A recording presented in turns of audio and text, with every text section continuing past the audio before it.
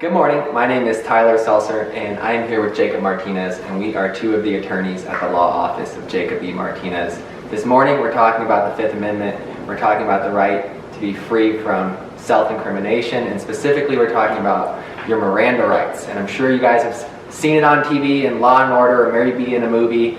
Those are your rights where the officer tells you, you have the right to remain silent. Anything you say can and will be used against you in the court of law. You have the right to an attorney, and if you can't afford an attorney, one will be provided to you. And I'm going to let Mr. Martinez talk a little bit about what Miranda rights are and how they can come into play in your case and the intricacies of making a Miranda rights argument. Thank you, Tyler. So, Miranda rights are covered by the Fifth Amendment of the United States Constitution. And basically, the Fifth Amendment deals with a whole lot of different things. But one of the most common, and probably the most common thing that people associate with your Fifth Amendment rights are your Miranda rights. And so there is some confusion out there with regard to whether Miranda rights need to be read every single time that somebody is arrested. And in fact, oftentimes in consulting with clients, they tell us, well, the cops never read me my rights. To a lot of clients is something that they think is a huge violation of their rights and corrupts the whole process of the investigation against them. And sometimes that is true, but more times than not, it is not true. It's important to understand what Miranda rights deal with, and it's really a very limited situation or scenario. It applies to custodial interrogation. So custodial meaning that you are in custody, and interrogation meaning that law enforcement is asking you questions that the answers of which are likely to be incriminating. So both of those two aspects have to be met for Miranda rights to be necessary to have been read. And if law enforcement in a custodial interrogation situation does not read somebody their Miranda rights, or informally what we call Mirandize, if the person was not Mirandized and they were in custody and they were interrogated, then the remedy for that under the law is that all the statements that were made in violation of the Fifth Amendment are to be suppressed. So the government can't use those statements against an individual in a prosecution. But if the person was not in custody or they were not being interrogated, then Miranda is not essential to have been read. Somebody doesn't have to be Mirandized. Now, when you're dealing with custody, you have to look at, well, what under the law actually constitutes custody.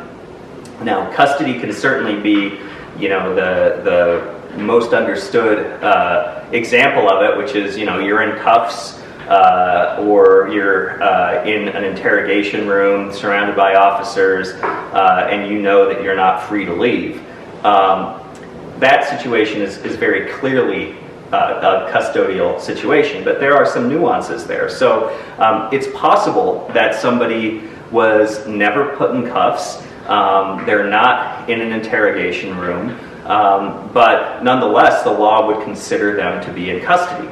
And there are cases that deal with what actually constitutes custody, and ultimately it's kind of a totality of the circumstances analysis where different factors are considered, such as how many police officers were there, was there a disparity in sophistication or power between the person giving the statement and the officers, were the officers aggressive in their tone? Did the officers give commands versus requests? Was there a way for the person to terminate the situation without law enforcement intervening and preventing them from leaving? So even if you're not in handcuffs, it doesn't mean that you're not in custody. But for Miranda to apply, you have to be in custody on the level at which the courts consider you to be in custody, whether or not you're actually in handcuffs in the traditional arrest scenario sense.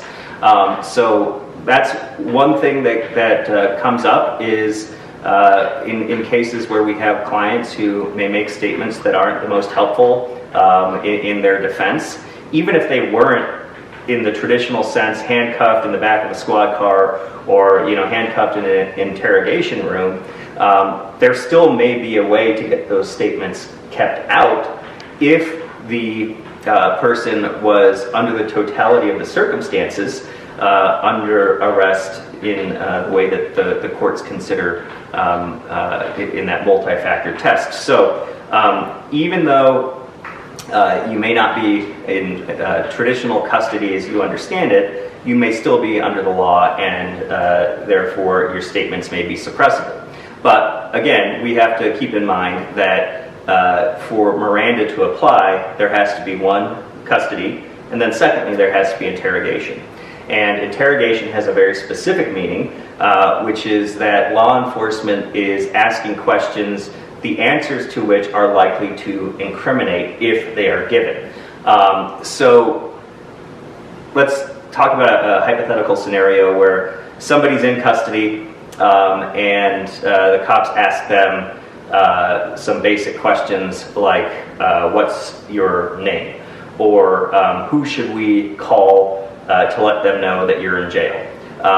Those are certainly questions that you might think, well, that's custodial interrogation. I'm clearly in custody. I'm in handcuffs, or I'm surrounded by cops and they're yelling at me, telling me what to do. I'm clearly in custody, but the second part fails in that the questions being asked are not likely to elicit incriminating responses, because in those kind of tangential questions, those questions aren't getting to the actual investigation of the incident for which the person's in custody. They're just kind of more housekeeping type questions. So for Miranda to apply, you have to be in custody and you have to be being interrogated.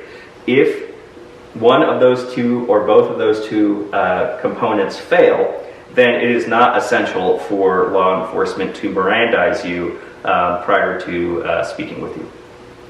So the part of the Fifth Amendment that's worried about self-incrimination, the part that gives rise to this Miranda, it's worried that you're gonna, due to the pressures of interacting with police officers, due to the stress of that interaction, we're worried that you're gonna say something that's going to incriminate yourself. That's why it's important to remain silent until you can speak with an attorney, because we're not having this discussion, we're not talking about whether Miranda applies unless there was a statement made somewhere along the way which reflects on your culpability or your guilt in the matter. So as made clear, these are complex cases with many factors that need to be assessed and reviewed, and you need an attorney who knows those factors, has worked with those factors, and has seen these cases play out previously. So if you're in a situation where you're concerned your Miranda rights may have been violated, please reach out to us at the law office of Jacob E. Martinez. Thank you.